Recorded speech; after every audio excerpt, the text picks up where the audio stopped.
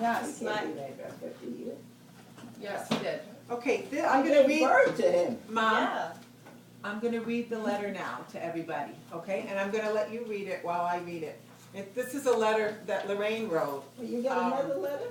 I'm going to read it out loud. You Oh, read it okay, to yourself, Okay. quietly. Oh, And it's entitled, My Dad. It's Lorraine's notes. I can do it. I was so lucky to have my dad in my life for 51 years. He was a dad to 4 of us. Pop to my brother-in-law Earl. He was a father figure to Jimmy, who lost his father at an early age. And of course, to my dear husband, who lost his father at the age of 57.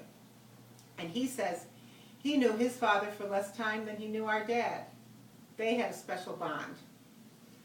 Our family had the privilege of living with and loving Dad each and every winter for 27 years. Then, of course, there was the pride of my father's life, my brother Rick, who we all rely on and love incredibly. I didn't think this was bad. That's not to say he didn't have a great love for his favorite daughter-in-law and their 3 lovely girls. Their 3 lovely children. Yeah, thanks, Lorraine. We didn't get that. That's what we were trying to end right here. That's only right, right. We all had special places in my dear Dad's heart, and I hold this spot very closely. Dad prayed for me every day.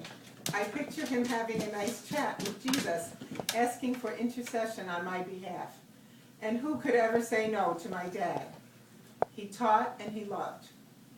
Finally, my dad was a grandpa, the very best. He was so proud of Mark and his Navy accomplishments. Tracy was thought of as his beautiful and bright grandchild. He loved spending time with Carly and Eric. And of course, many hours were spent watching Diana's sporting events and eating Danielle's wonderful cooking specialties. Derek was also a huge help in Dad's last years. I can't say declining years because he never seemed to change. Then there was Sarah. They had a special bond due to the fact that they had shared their home. There were many happy times to share, and his pride in her accomplishments were so obvious. Another lesson my dad taught so admirably was the act of enduring love, not just to his children and grandchildren, but by example of his relationship with my mom for over 60 years.